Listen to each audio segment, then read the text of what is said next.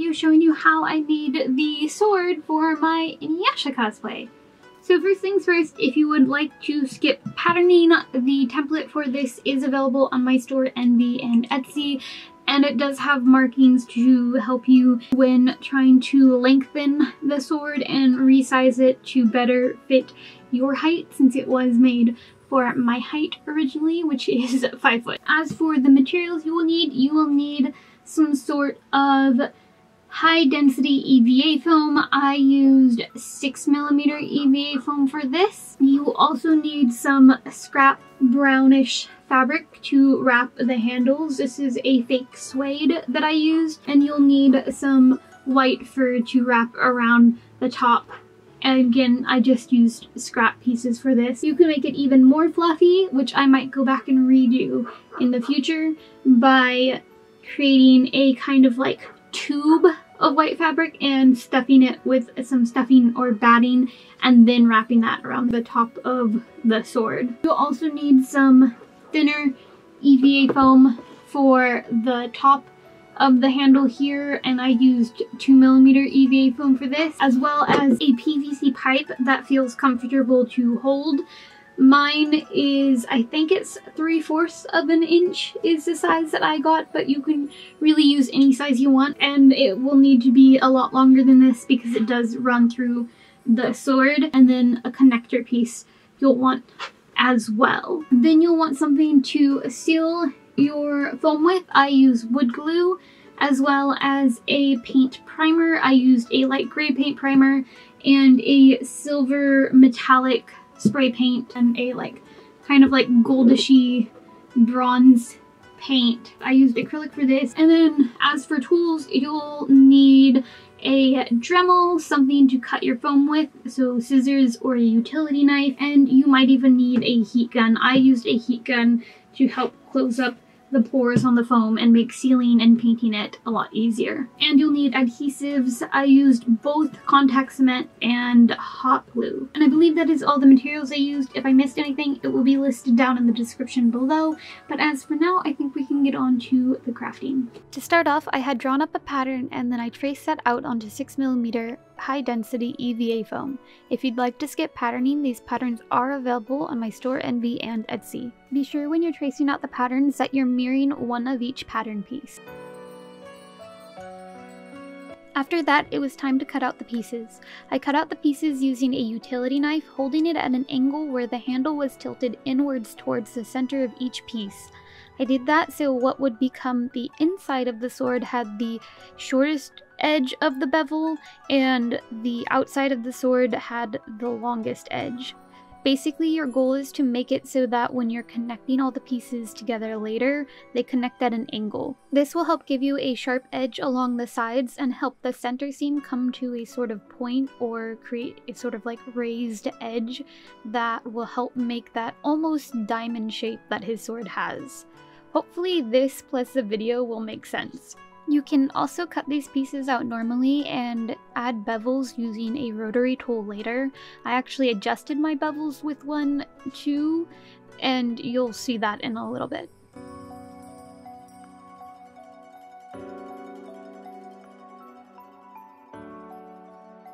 Next, I used a rotary tool to make adjustments to my bevels.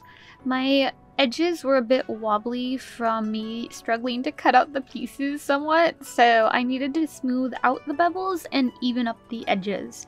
I also wanted to make some bevels more drastic, mostly towards the outer edges. I needed to remove some of the thickness of the foam towards the tip of the sword as well, in order to make gluing it later a lot easier.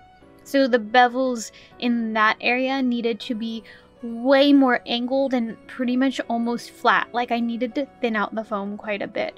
But for the rest of the edge that would be the sharp edge, I just needed to make it a little bit more drastic so that that edge came to a finer, sharper looking point.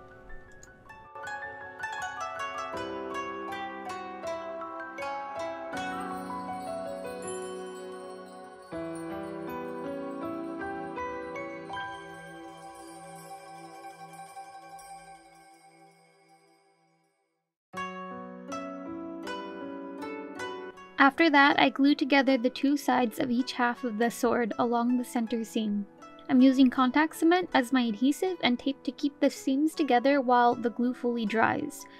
Otherwise, you might find that the seam starts pulling itself apart as you're working in areas further down the sword on the outer edge, and you'll have to go back in and re-glue those little gaps shut later. It's a lot easier if you just tape it in place until that glue is fully dried in a couple hours or so. I also recommend working in sections. The sword is pretty big, and I find that it's a lot easier to ensure that things are getting glued together correctly this way. By the end of this step, you should end up with two halves of the sword, one half mirroring the other.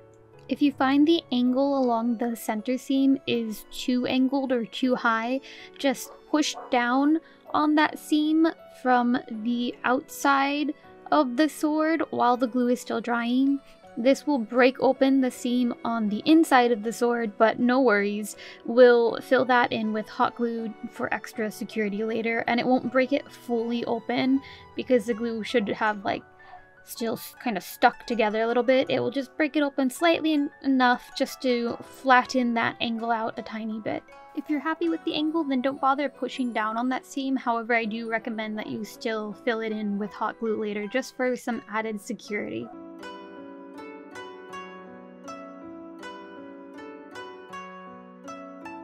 Once the two halves were glued together, I needed to add a type of support structure on the inside.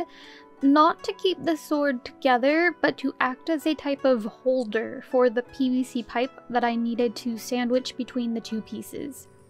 Because of the weird diamond shape this sword has, its inside is just a very large hollow area, and if I glued the PVC pipe to just one side, because it wouldn't be sandwiched between the two, it's not big enough to do that, it would end up making the handle either completely off-centered off to one side of the sword, or if I kept the handle where it was in the middle but still met up with the pipe, the handle would be very angled, coming out at I don't know, a 45-degree angle from the sword or something. It wasn't going to work gluing it to at least one side of the sword. So instead, I needed to have it run directly down the center of the two pieces. So I had to add what were basically EVA foam support beams down the inside of each half. I made these pieces from scraps of 10mm EVA foam that I had lying around. These were just triangular shapes that were made to fit in the center of each sword, and that were tall enough so that they'd almost meet in the center when the two halves of the sword were pressed together. There was only enough room for the PVC pipe to fit in between them. I originally actually made these too short and had to redo them off camera. The way that I had patterned them so that they actually were the correct size that I needed later, that you won't see in this video, was by holding a piece of paper up to the top of one half of the sword and tracing around that so that I got a triangle with one really long wide side that would be equal height with the very center of the two halves of the sword. That should make it so that your support beams are the height of one half of your sword, and then all you have to do is cut away a little dome shape from the top or the longest side of those triangles to make room for the PVC pipe. To avoid having too much bulk towards the outer edges of your sword, snip the ends of each triangle off, shortening that longest top edge. After that, I glued them all into place on the sword using contact cement and a ton of hot glue for extra security. I placed them a couple inches apart and only down far enough to cover the entire length of my PVC pipe, and if your PVC pipe's a little bit longer, I just kind of stop where the sword starts to curve. This is when I also apply extra hot glue to that center seam for extra security.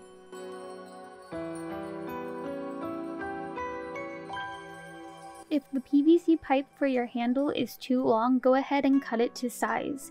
To cut the PVC pipe, I just used a hacksaw, I believe this saw is. I cut it a little bit in one spot, then rotate the pipe and cut a little bit in the next, and so on until I've rotated all the way around and cut all the way through, just to keep that cut as straight as possible. I also mark with a ruler where I need to cut. Glue your connector piece onto the PVC pipe that'll be going in the sword. I use contact cement for this, and really press it on. You want to make sure that it's pushed all the way down and really secure. After that, it's time to glue the PVC pipe to the sword. Again, I use contact cement for this. I line the PVC pipe up where it would be sitting in the sword, alongside the support beams, to figure out where I needed to apply the glue to the PVC pipe, and then I also applied glue to the top of each of these foam support beams. Since the pipe isn't going to be meeting up with any other part of the sword, no other areas need glue. Place the top of the PVC pipe and the top of the sword half flat against a table and then press them together. This will ensure that the top of the PVC pipe and the top of the sword are even and level with one another, like they'll line up. Then you can press the rest of the PVC pipe into place and let the glue fully dry. For extra security, I recommend adding just a ton of hot glue all around the PVC pipe and foam.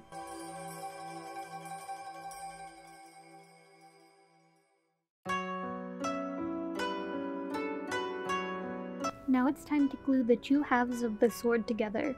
Apply contact cement all around the edges of both of the halves of the sword and to the PVC pipe on the other half that's not attached to the support beam, and the support beams on the half of the sword without the PVC pipe.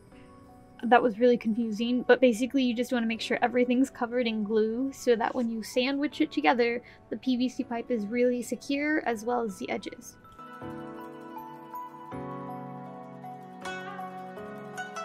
Press the two halves of the sword together, working your way from one end to the other, making sure the edges line up as best as possible. I also glued down one edge completely first and then switched to glue down the other.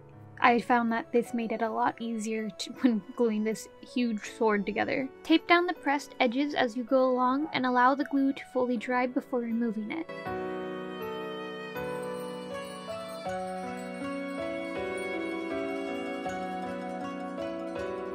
I use a heat gun to help close up the pores of the foam a bit so that priming it later will be a lot easier. I also press down on the sword to flatten it a tiny bit as well, and to make sure that the PVC pipe is really sandwiched in between the two pieces.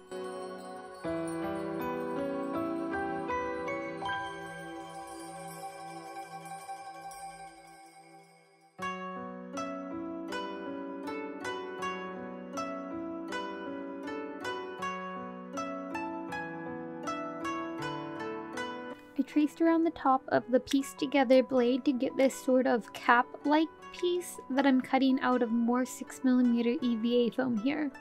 This piece will be the piece that closes up the top of the sword or the blade, and it will help keep the PVC pipe in place as well. When cutting out the hole for the PVC pipe, I recommend starting smaller and then using a rotary tool to widen the hole until it is just big enough to fit the PVC pipe in. Then glue that piece to the top of the blade. I recommend having the handle piece in place while doing this, just to make sure that the PVC pipe that is in the sword stays in the correct spot and doesn't get covered by this cap piece. Remove the tape and use the rotary tool to smooth out the center seams and the seams along the cap piece. Also use it to remove any excess that the cap piece might have had on it. Use it to even out the side seams as well and bring them to more of a sharp edge if need be. For me, my seams were a little bit wobbly and a little bit uneven and not quite as smooth as I would have liked them. So I went ahead and just used my rotary tool to sand that all down and smooth it out.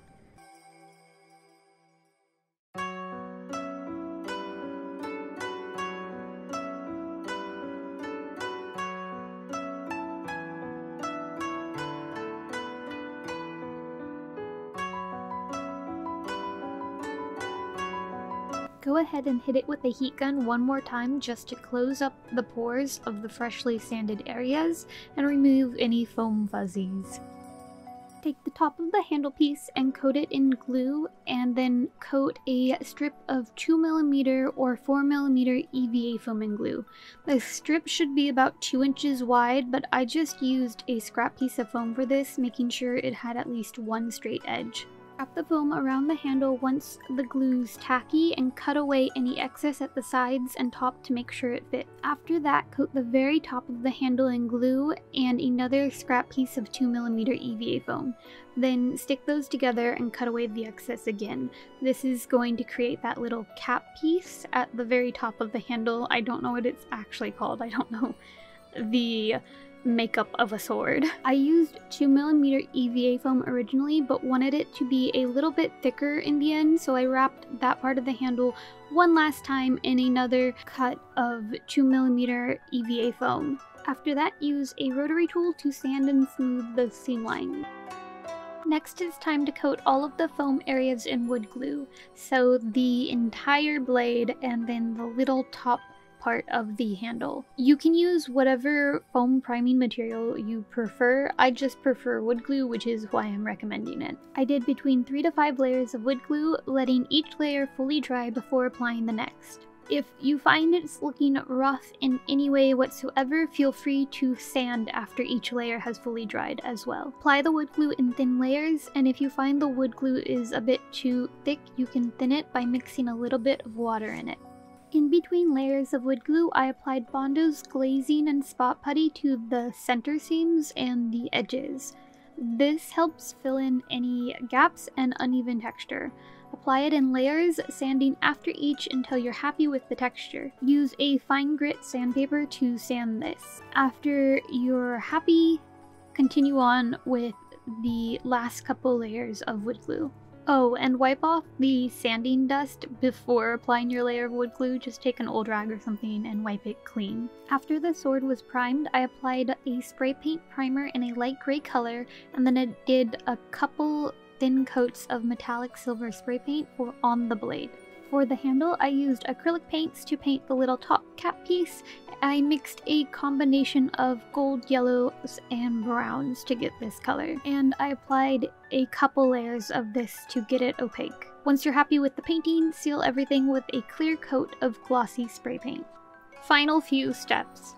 Glue your fur trim around the top of the sword. I used scrap pieces of white fur fabric I had for this, adding darts where needed to help it wrap around the blade. I also used hot glue to glue this into place. If you want it to be fluffier, I recommend sewing almost a tube-like shape and stuffing it to help it get a puffier shape to it, and then gluing that around the sword at the, around the top of the sword, but not like the very top, just around it, and then adding fur to cover both that and the very top of the sword and blend it all together. That's what I was originally going to do, however, Con Crunch limited me, so this is what I ended up doing, I think literally the day before the convention. Luckily for me, it didn't really matter having as many seams as I ended up having, because the seams in fur can be hidden pretty easily just by brushing it all together afterwards and blending together all of the hairs. Just be careful as to not glue down any of the hairs underneath the fabric as you're gluing it down. The hairs right along the edge where the fabric is cut are needed to help hide and blend together the seams, so you don't want any of those getting tucked in and under the fabric. Final step. Wrap the handle of the sword in a brown fabric. I used a fake suede for this and cut it into very long strips and glued it into place using hot glue. I didn't bother to seal any of the edges with no fray either, because the fraying look actually mimicked some reference photos I was looking at. Mark where you need the fabric to end while the handle is in the sword. You don't want to cover the very bottom of the handle in fabric, because then it won't fit into that connector piece anymore. You only want to cover the visible part of the handle. Wrap the fabric in a spiral direction going down the handle like a candy cane, but without any stripes. Once I got to the very end, I just folded the fabric into a kind of like pointed shape so that it looked like it was tucked into itself and glued that down. If you don't glue down this fabric fully, you could probably actually manage to actually tuck it into itself, but this worked well, plus you can't really see the bottom because the fur hides most of it.